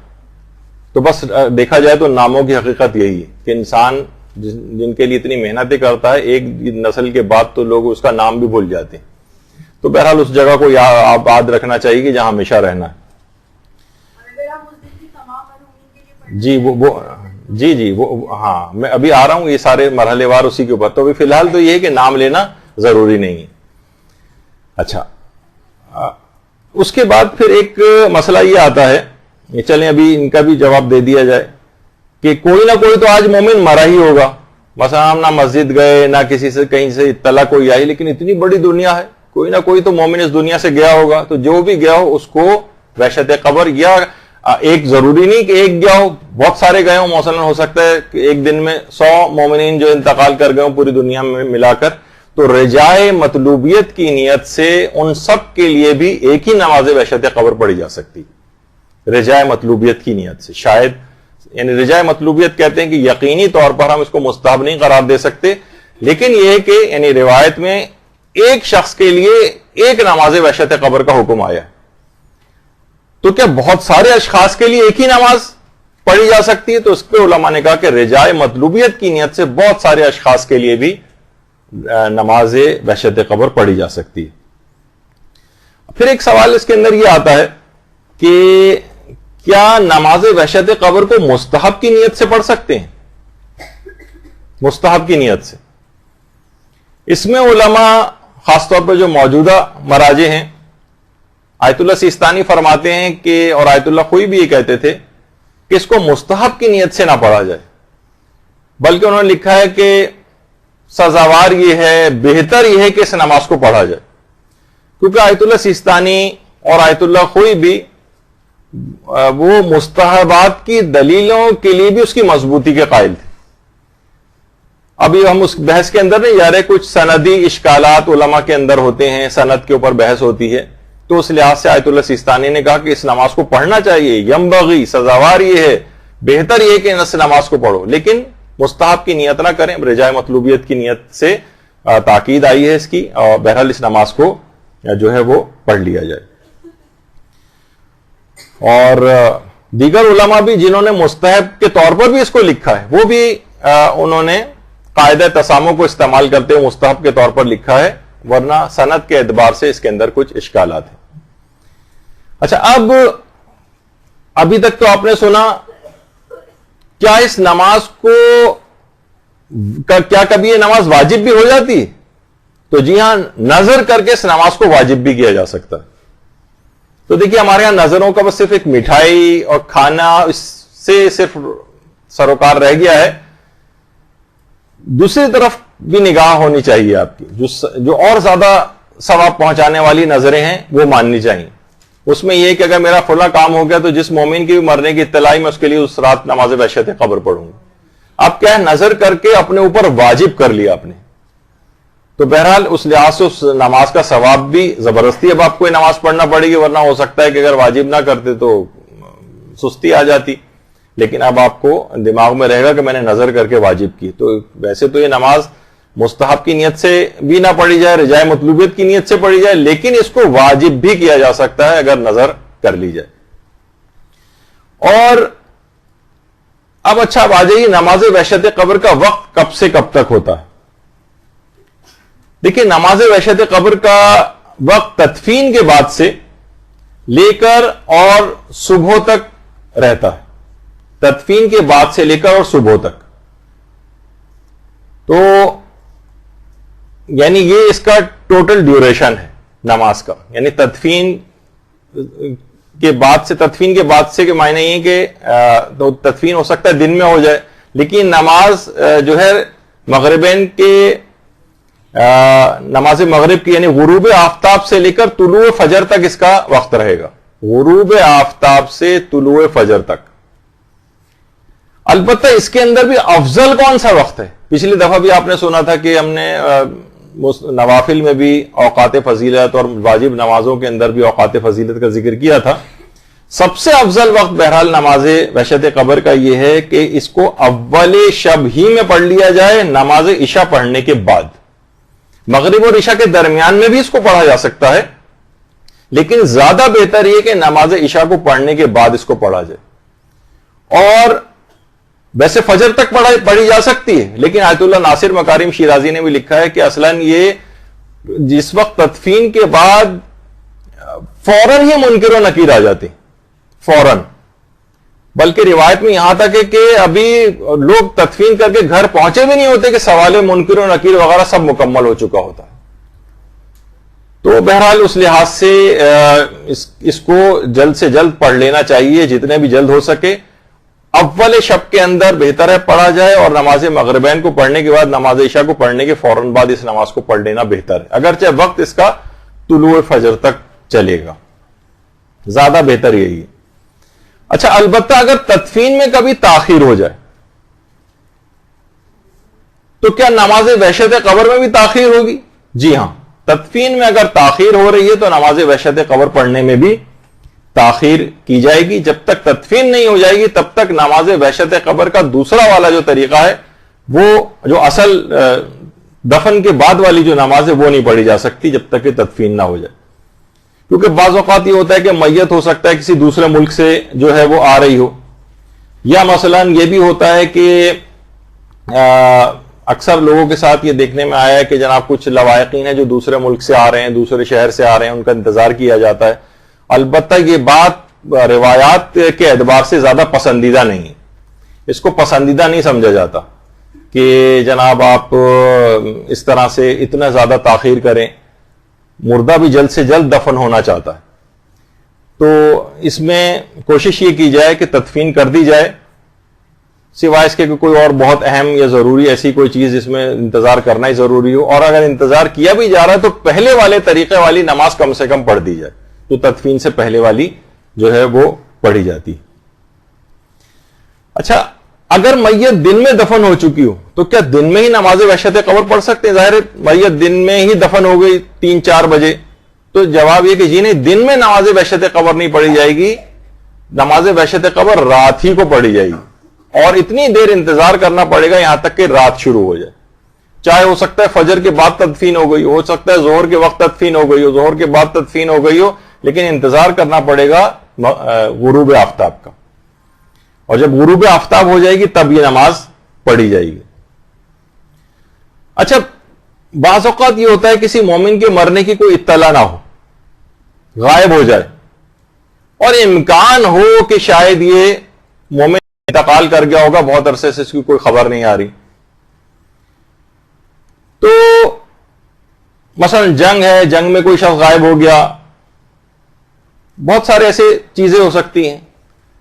تو بہرحال اگر کوئی شخص مستحب تو نہیں ہے اس لحاظ سے کہ اس کی نماز وحشت قبر جو ہے وہ پڑھی جائے، البتہ کچھ علماء نے پھر بھی کہا کہ رجائے مطلوبیت کی نیت سے پڑھ سکتے ہیں. ایک بہرحال ایک اچھی چیز یہ ہے کہ نمازی تو ہے، اور نماز پڑھ کے اس کا ثواب کہ امید ہے کہ پروردگار اس کا ثواب اس کو اس شخص تک پہنچا دے جو ہمیں پتہ نہیں چل رہا ہے. اچھا بہت سے ایسے بھی ہوتے ہیں کہ اگر مرنے کے کئی دن بعد اطلاع ملے، ہمارا تو بہت دل تھا کہ فلاں ہمارا رشتہ دار ہے، ہم اس کی نماز وحشت قبر پڑھتے، لیکن کیا کریں اطلاع ہی ہمیں 1 ہفتے بعد مل رہی ہے. تو جیسے ہی اطلاع ملے کہ ہم اس رات کو نماز وحشت قبر پڑھ سکتے ہیں، تو جواب ہے کہ جی نہیں، نماز وحشت قبر کئی دنوں کے بعد نہیں پڑھی جا سکتی، اور اس کے لیے آپ عام 2 رکعت نماز پڑھ کر ہدیہ کر دیں، نماز ہدیہ میت اس کے لیے پڑھ لیں، لیکن بہرحال نماز وحشت قبر نہیں پڑھی جا سکتی. اس کا وقت کیونکہ مخصوص ہے، وہ گزر گئی ہے پہلی رات، تو اب نہیں پڑھی جا سکتی. اگلے دن کیا نماز وحشت قبر پڑھ سکتے ہیں؟ وہ اس رات ہم کسی وجہ سے نہیں پڑھ سکے تو اگلی رات کو ہم پڑھ لیں یا اگلے دن میں پڑھ لیں.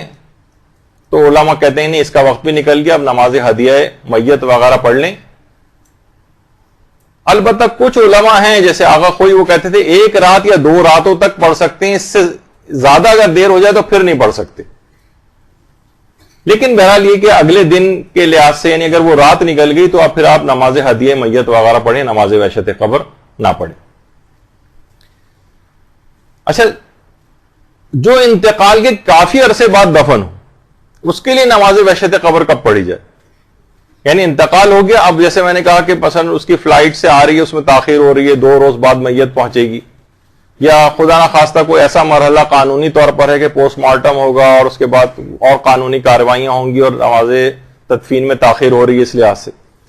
تو اگر انتقال کو کافی عرصہ بھی گزر جائے لیکن دفن ابھی نہ ہوا ہو، یا انتقال کے کافی عرصے بعد دفن ہوا ہو، تو نماز وحشت قبر دفن ہونے کے بعد ہی پڑھی جائے گی، تب تک نہیں پڑھ سکتے، چاہے اس کی وجہ یہ تمام وجوہات ہی کیوں نہ ہو. جی وہ تو بالکل، وہ میں نے پہلے ہی بتا دیا، لیکن خود نماز وحشت قبر جو اصل وہ ہے اس کے متعلق ہم نے فوکس کیا ہوا ہے. اب وہ ابھی آ رہا ہے، وہ آ رہا ہے ابھی. تو اس لحاظ سے نماز وحشت قبر انتقال کے بعد تدفین کافی عرصے بعد بھی ہو تب بھی نماز وحشت قبر اپنے وقت پر ہی پڑھی جائے گی دفن ہونے کے بعد. اچھا جو دفن ہی نہ ہو سکا ہو کیا اس کے لیے بھی نماز وحشت قبر ہے؟ مثلا بہت سے ایئر کریش میں انتقال کر گئے، اب وہ دفن ہی نہیں ہوئے، پانی میں ڈوب گئے، دفن ہی نہیں ہوئے زمین میں. تو علماء فرماتے ہیں کہ ان کی بھی رجائے مطلوبیت سے نماز وحشت قبر پڑھی جا سکتی، رجائے مطلوبیت کی نیت سے. اچھا پھر ایک ہے کہ دوسرے ممالک، خاص طور پہ جو مغربی ممالک میں رہنے والے ہیں، وہ نماز وحشت قبر کس کے وقت کے مطابق پڑھیں، یہ ایک مسئلہ ہے. مثلا ہمارے یہاں پر ابھی رات تھی جہاں مردے کا انتقال ہوا، اب دوسرے مثلا مغربی ممالک میں اس وقت دن نکلا ہوا ہے، کیا وہ اپنی جگہ پہ رات ہونے کا انتظار کریں یا اسی مردے کا جہاں انتقال ہوا اس کی رات کو مد نظر رکھتے ہوئے وہاں دن میں ہی پڑھ لیں؟ تو اس کا جواب یہ ہے کہ ان کے لیے حکم یہ ہے کہ اس میں جو ملاک اور معیار جو ہے وہ مردے کی رات ہے، پہلی کون سی ہے تدفین کے بعد، چاہے ان کے ہاں دن ہو جو پڑھ رہا ہے تو وہ مردے کی تدفین کی رات کو معیار بنائے گا. یعنی وہاں پر وہ دن، ورنہ دن میں نماز وحشت قبر نہیں پڑھی جاتی، لیکن جو مغربی ممالک میں ایسی جگہ پر ہے کہ جہاں پر اس وقت دن نکلا ہوا ہے اور یہاں پر تو یہ یہاں کی رات کے مطابق وہاں دن میں ہی نماز پڑھ لے گا. تو نماز وحشت قبر میں مردے کی تدفین معیار ہے، مردے کی تدفین والی رات جو ہے وہ معیار ہے. پڑھنے والا اگر کسی ایسے ملک میں جہاں دن نکلا ہوا ہے تو وہ دن میں ہی سے نماز کو پڑھے گا. اچھا پھر اس کے بعد کیا دوسرے ممالک کے رہنے والے 2 مرتبہ اس نماز کو پڑھ سکتے ہیں؟ یعنی ایک مرتبہ تو انہوں نے یہاں دن میں ہی پڑھ لی مردے کی تدفین کے مطابق، اور ایک مرتبہ جب اپنے ہاں ان کے ہاں رات شروع ہوئی تو رجائے مطلوبیت کی نیت سے یہ بھی جائز ہے. یعنی ایک ہی شخص جو ہے، خاص طور پہ جو یہ مغربی ممالک میں رہنے والے ہیں، یہ نماز کو، بلکہ کچھ علماء نے تو یہ کہا کہ یہ بہتر بھی ہے کہ ایک نماز وہاں کی رات کے مطابق پڑھ لی جائے اور ایک نماز اپنی رات کے مطابق، اپنے علاقے کی رات کے مطابق پڑھ لی جائے، یہ بہتر ہے. اچھا یہ بھی ابھی آ گیا کہ موت کا علم اگر اگلے دنوں میں ہوا تو کیا نماز وحشت قبر پڑھی جا سکتی ہے جبکہ اس کی تدفین ہو چکی ہے؟ تو یہ جواب اس کا آ گیا کہ نہیں، اس طرح سے نماز وحشت قبر کا وقت گزر گیا ہے، اب نماز ہدیہ میت پڑھ سکتے ہیں.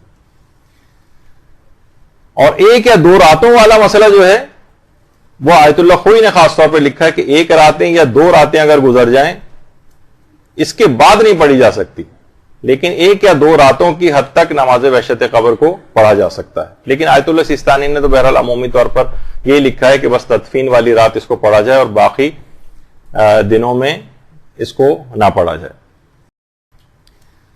اچھا کیا 1 سے زائد مرحومین کے لیے ایک ہی نماز وحشت قبر پڑھ سکتے ہیں؟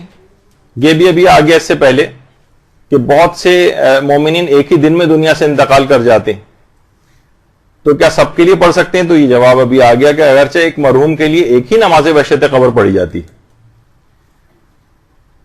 لیکن پھر بھی رجائے مطلوبیت کی نیت سے بہت سارے مومنین کے لیے بھی ایک ہی نماز وحشت قبر پڑھ، ایک کے لیے تو مشخص کر لیں کہ یہ تو نماز وحشت قبر میں ایک فلاں معین مومن کے لیے پڑھ رہی ہوں، اور اس کے علاوہ جو ہے رجائے مطلوبیت کی نیت سے جو ہے اس کا ثواب دیگر مومنین کو بھی ہدیہ کیا جا سکتا ہے، یا سب کے لیے اجتماعی طور پر رجائے مطلوبیت کی نیت سے ایک ہی نماز پڑھی جا سکتی.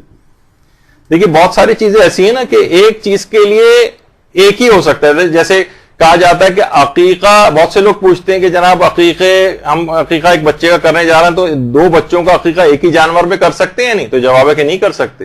ایک عقیقہ میں ایک ہی شخص کی طرف سے ایک عقیقہ کا جانور قربان ہو سکتا ہے. 2 اگر عقیقے کرنے ہیں 2 الگ الگ بچوں کو 2 جانور قربان کرنے پڑیں گے. یعنی ایک ہی کے اندر 2 چیزیں شامل جو ہے وہ نہیں ہو سکتی کہ 2 افراد یا 3 افراد یا گھر کے تمام افراد کا عقیقہ ایک ہی جانور میں ہو جائے، ایسا نہیں ہو سکتا.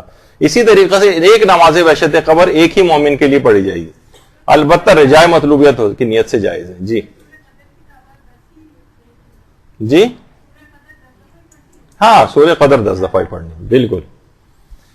اچھا اب ایک ہے کہ ایک مشہور بھی ہوتی ہے بات کہ کیا نماز وحشت قبر کی اپیل کی جا سکتی ہے تاکہ بڑی تعداد میں لوگ اس نماز کو پڑھیں؟ تو علماء فرماتے ہیں کہ ویسے اگر دیکھیں تو اگر تمام مومنین میں سے فقط کوئی ایک شخص بھی نماز وحشت قبر ایک مومن کے لیے پڑھ دے تو وہ اس کے لیے کافی، ایک بھی کافی.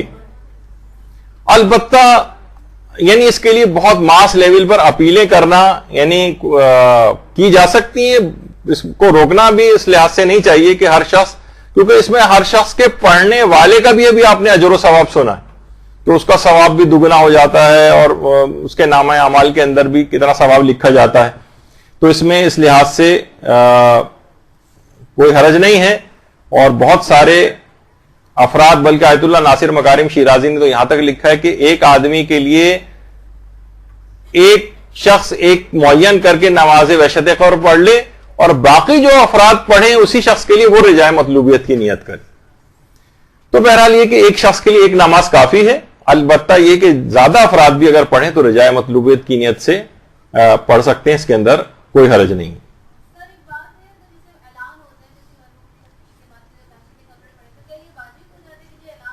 نہیں، واجب کیوں ہوگا؟ خود نماز وحشت قبر ہی مستحب ہونا اس کا ثابت نہیں ہے تو صرف اعلان سن کر ہم پہ واجب نہیں ہوتی کوئی چیز.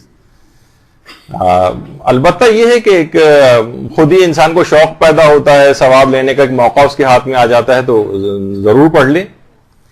اچھا، اب جیسے کہ بھی آپ نے سنا کہ طلوع فجر تک مسلسل اس کے نامہ اعمال میں نیکیاں لکھی جاتی رہتی ہیں اور 40 درجات میں اس شخص کے اضافہ ہوتا ہے.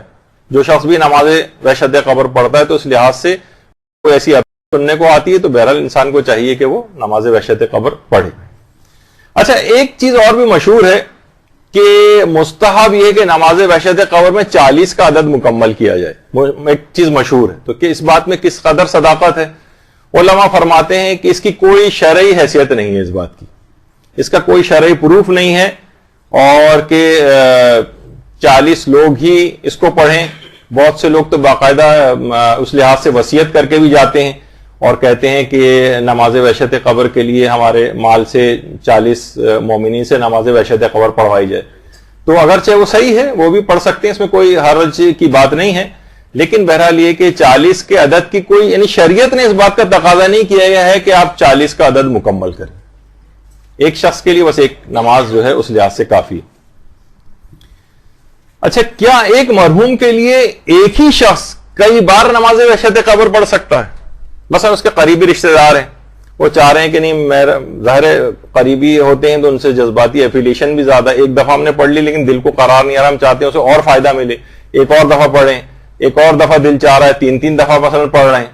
تو کیا ایک ہی مرحوم کے لیے ایک ہی شخص کئی بار نماز وحشت قبر پڑھ سکتا ہے؟ تو جواب یہ ہے کہ رجاء مطلوبیت کی نیت سے پڑھ سکتا ہے.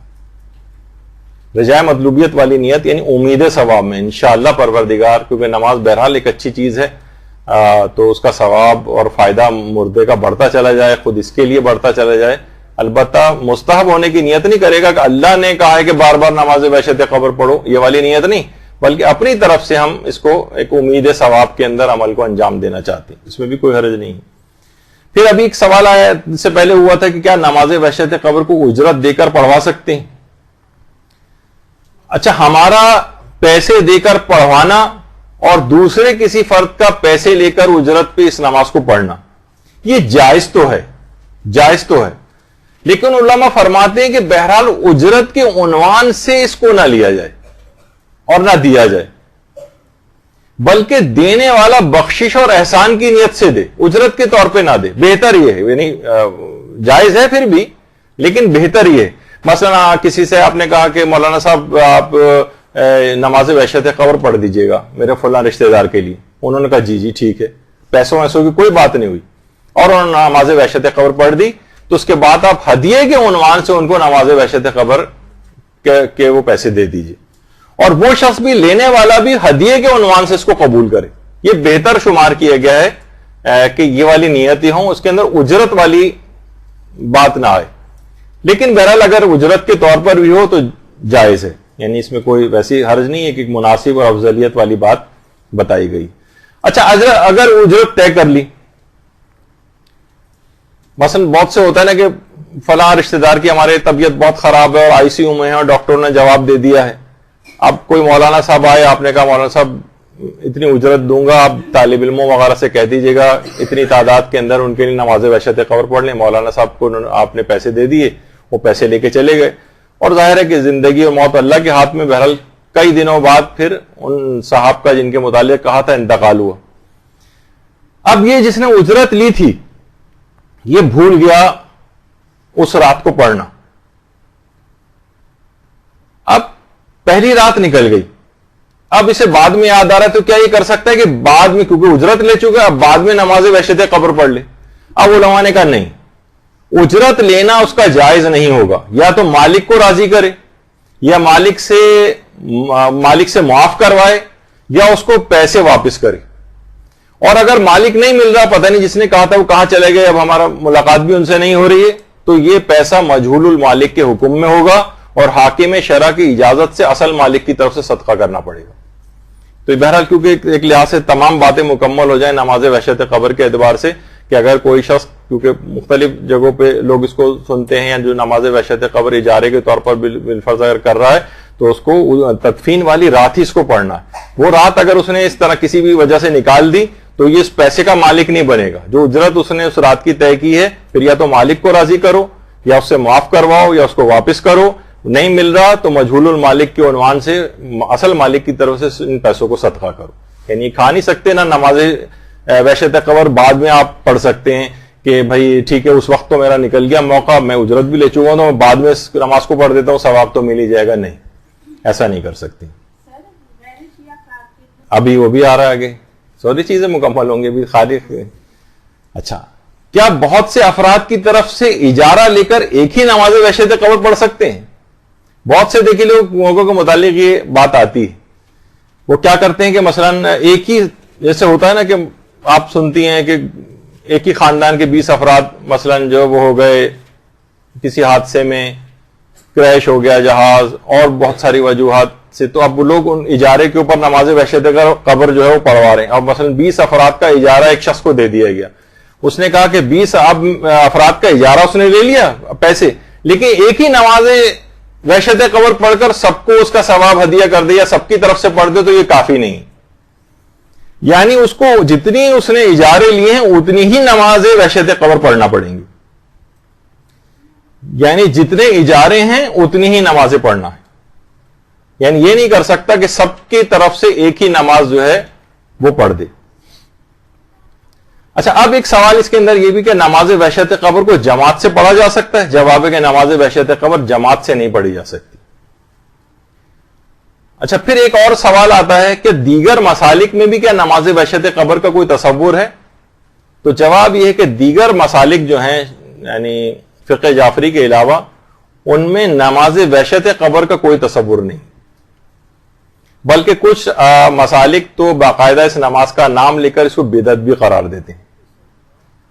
اور اب میں اس کی تفصیل میں نہیں جا رہا, لیکن بہرحال یہ عمومی طور پر ہے. لیکن ہمارے ہاں باقاعدہ اس کی روایات موجود ہیں, اور اس کے ثواب اور فوائد جو ہیں وہ بتائے گئے. کیا غیر شیعہ مسلمان کی نماز وحشت قبر پڑھی جا سکتی ہے؟ تو اس کا جواب ہے کہ جی ہاں, غیر شیعہ مسلمان کی نماز وحشت قبر بھی پڑھی جا سکتی ہے, بشرطے وہ بلکہ ناصبی, وہ تو مسلمان ہی نہیں ہے, لیکن چلیں اس میں اضافہ کر دیتے ہیں, اگر ناصبی نہیں ہے, ناصبی سے مراد دشمن اہل بیت, ایسا دشمن اہل بیت جو علل اعلان رسول و امام سے اپنی دشمنی کا اظہار کرے, معاذ اللہ, وہ تو کافر ہے, وہ تو اس کو بلکہ مسلمان کے زمرے میں نہیں آتا. یعنی ناصبی کے لیے نہیں پڑھی جا سکتی, لیکن غیر شیعہ مسلمان کے لیے نماز وحشت قبر پڑھی جا سکتی. دیکھیے بہت سارے افراد ایسے ہیں جن تک حق نہیں پہنچا, انہیں مستضعف کہا جاتا ہے. بہت سے لوگوں تک حق بات نہیں پہنچی ہے اور ولایت امیر المومنین کے قائل نہیں ہیں. تو بہرحال پروردگار عالم, اور کچھ روایت سے یہ بات بھی پتہ چلتی ہے, اور اس کے واقعات بھی ہیں اور جو علماء نے نقل کیے ہیں, کہ قبر میں جانے کے بعد ایسے غیر متعصب افراد جو ہیں جن تک حق نہیں پہنچا ہے, ان کو قبر میں ولایت علی کی تعلیم دی جائے گی. اور اللہم صلی علی محمد وعلی محمد.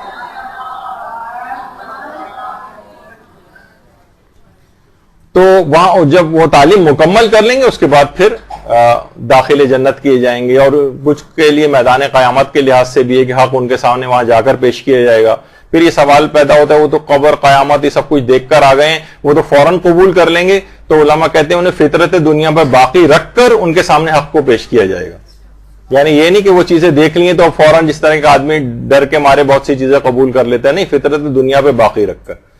تو بہرحال اس طرح کی چیزیں ہیں. تو غیر شیعہ مسلمان کے لیے بھی, حتیٰ کہ اگر کسی حد تک یہ کہیں کہ کوئی آدمی ناصب ہی نہیں ہے لیکن وہ مختلف وجوہات سے پروپیگنڈے کے زیر اثر آ کر مثلا کہیں کہیں شیعوں کی مخالفت بھی کرتا آپ کو نظر آیا تھا, کچھ متعصب بھی آپ کو لگتا تھا, تب بھی جائز ہے کہ اس کے لیے نماز وحشت قبر پڑھی جائے.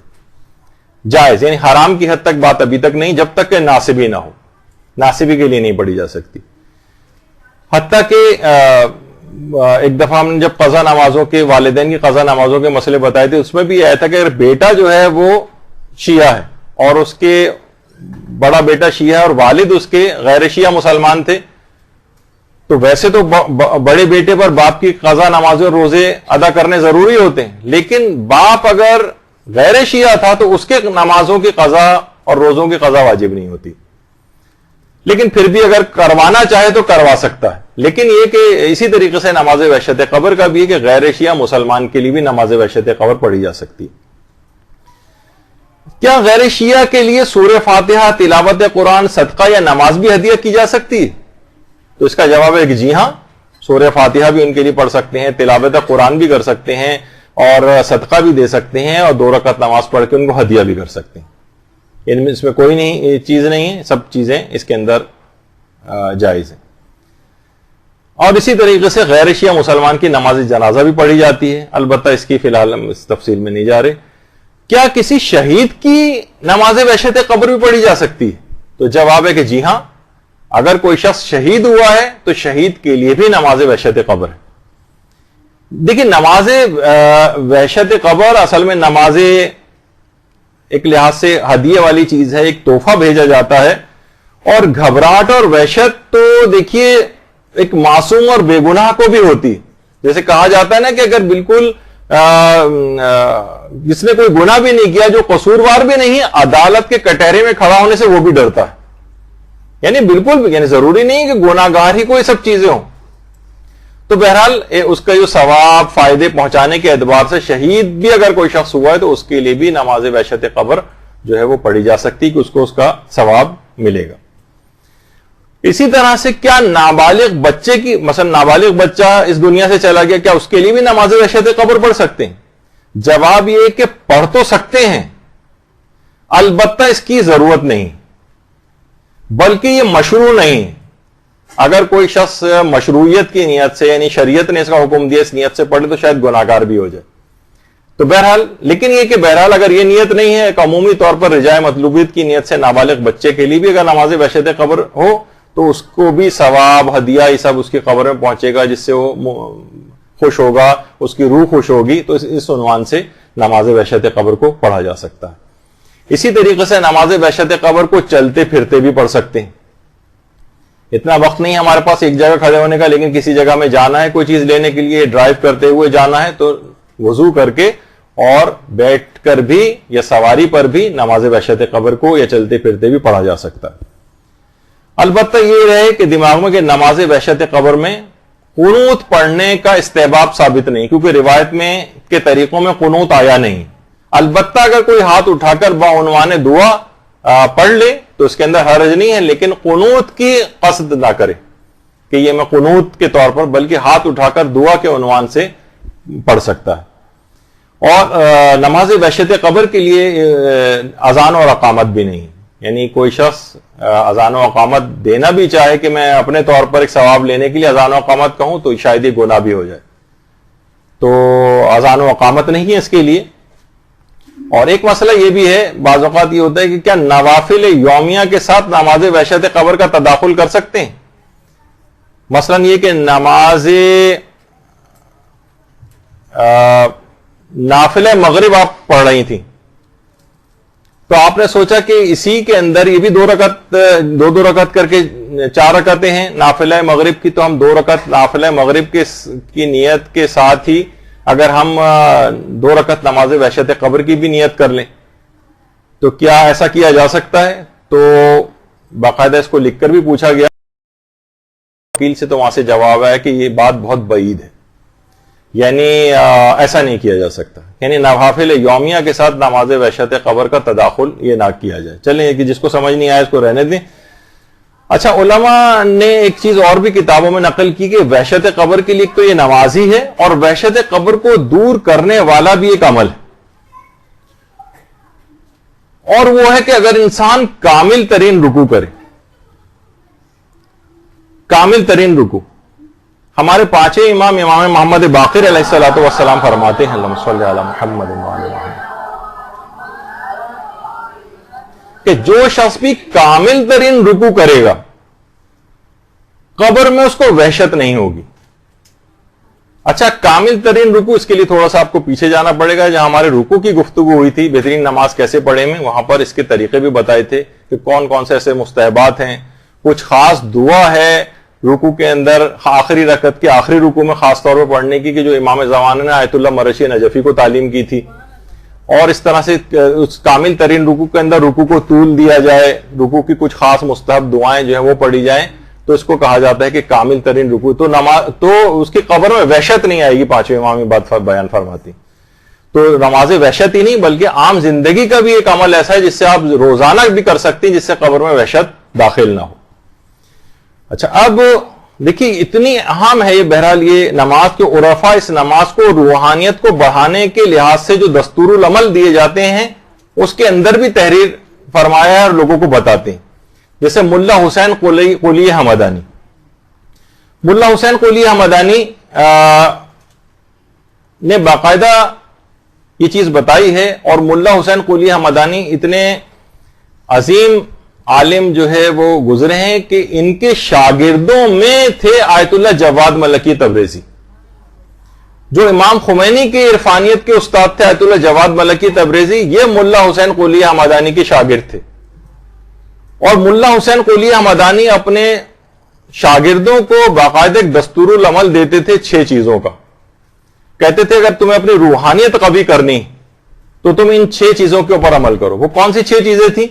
ایک تو کہتے تھے ذکر یونسیہ، اس کو جتنی دفعہ کثرت کے ساتھ پڑھ سکو، لا الہ الا انت سبحانک انی کنت من الظالمین والا. دوسرا شب جمعہ 100 مرتبہ سورہ قدر پڑھو. تیسرا عصر جمعہ یعنی جمعے کے دن عصر کے وقت 100 مرتبہ سورہ قدر پڑھو. زیارت عاشورہ روز پڑھو. نماز اول ماہ جب بھی مہینے کی شروعات ہو اول ماہ. اور چھٹی چیز تھی نماز وحشت قبر روزانہ پڑھو. یعنی باقاعدہ اس عمل کو، نماز وحشت قبر کو روحانیت کے اندر دخیل سمجھتے تھے.